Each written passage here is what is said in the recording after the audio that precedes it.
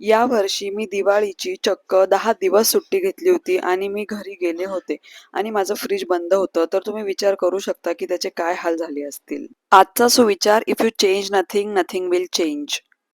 मग काय घेतलं फ्रिज आवरायला. दूध वगैरे सगळं खराबच झालं होतं.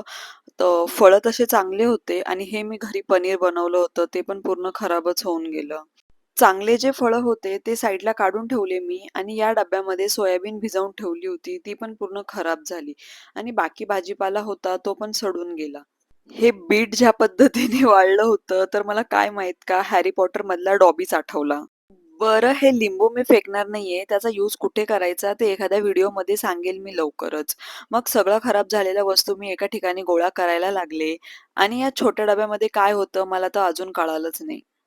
सगळंच फ्रिज साफ करून घेतलं मी आज. हा एवढा ओला कचरा जो जमा झाला होता, माझ्या जागी दुसरं कोणी असलं तर तो फेकून दिला असता. पण माझा प्लॅन थोडा वेगळा होता.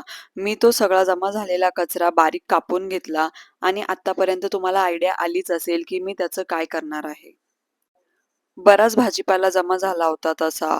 बरं तुम्हाला हा कंपोस्ट आठवतो का, जो मी या व्हिडिओमध्ये बनवला होता? एका महिन्यामध्येच माझा ओला कचरा किती भारी कंपोस्ट झालाय बघा ना.